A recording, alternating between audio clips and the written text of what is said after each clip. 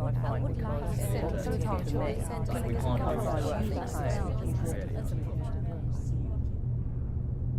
When I found out I was pregnant, I was quite comfortable finding out for advice from the midwife, but from the doctor I wasn't so comfortable finding out. The doctor was like higher up than me, I felt like I wasn't on the same level as him.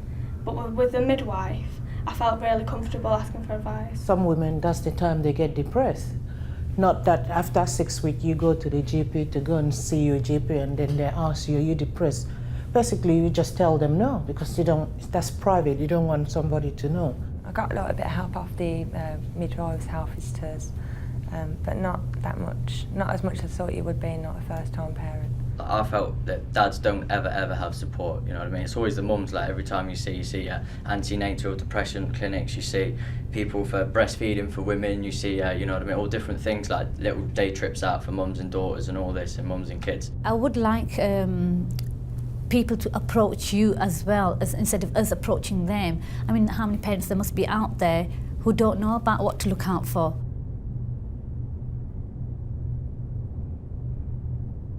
The work-life balance is very tricky for us, I find, because, well, particularly for me, because I work from home and therefore anything to do with sick children, say, or anything that needs to be done in the day, I end up doing, even though I should be working.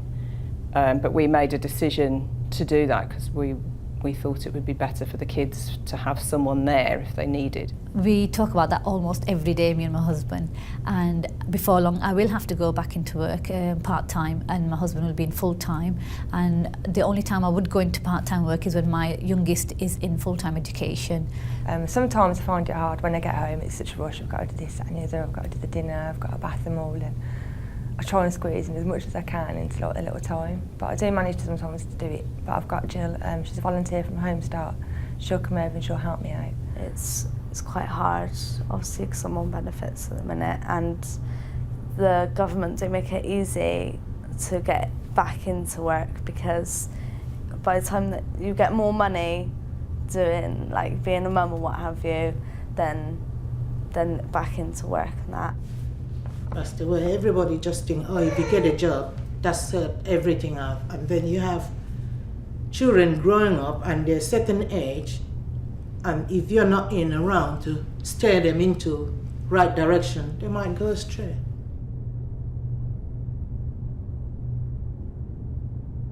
My son's 10, he's desperate to go out on his own.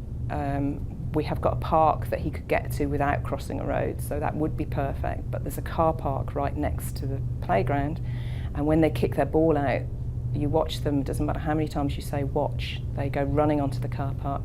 And we've got loads of kind of young men, boy racers, and there's a bit of drug dealing in this car park, and they drive round at like 60 miles an hour in this tiny little car park. And for a young girl coming in the evening, especially this time that is dark, and all those people hanging around, she's nervous coming to the house, and she will phone me up, "Mommy, where are you?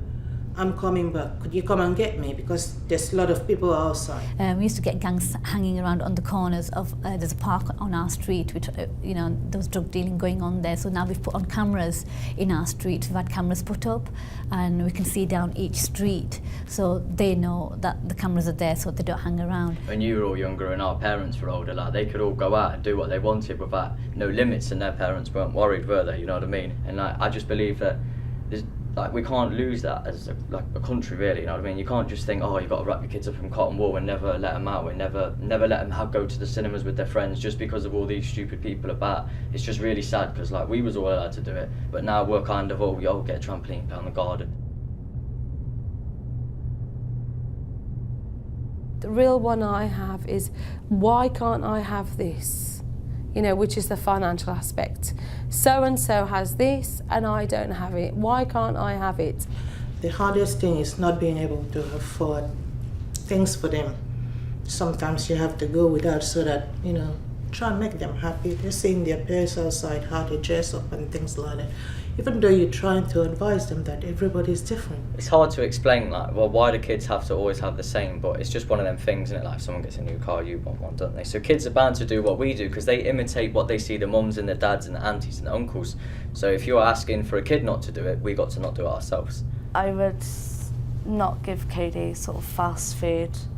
I'd more like from McDonald's or something. I'd more rather cook it and prepare it myself, or like out of the jars, like I said, because I wouldn't take him to McDonald's because it's just too fatty, and I eat it myself, but I wouldn't enforce that on him. I think it is the parents' responsibility for healthy eating, because they're the ones that are the role model. It's not other people from the outside. It's if they see you eating it, then they're going to eat it. Well, we're kind of lucky at the minute, like, because we get vouchers for fresh fruit and veg, because my little one's only 4 months old, you see, so like we get vouchers for him.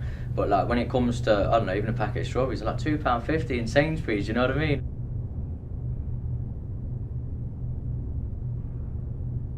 We're kind of central to a few children's centres, so there's a lot of good things going on in those children's centres with regards to extended schools and the facilities and activities that provide to children. But of course there is a cost, nothing's free, do you know what I mean? And the activities that my children partake in, I do have to pay for. Our money hasn't gone up, like your wages ain't gone up, your wages ain't gone up, you know what I mean? But yet everything else has gone up, so how can they justify us all living still at the same standard when everything's going up? Like, you can't even fill your car up like you used to anymore. I can't afford to drive personally anymore. It's hard to struggle, you know, and I get benefits, I get income support, and I get a child benefit, a child tax credit. But that has gone down because of age, and it is very hard. I have to really budget my money, leave some in the bank, because I do get my gas and electricity taken out, which is the first thing on my mind, the gas and electricity. Otherwise, we wouldn't be able to live there.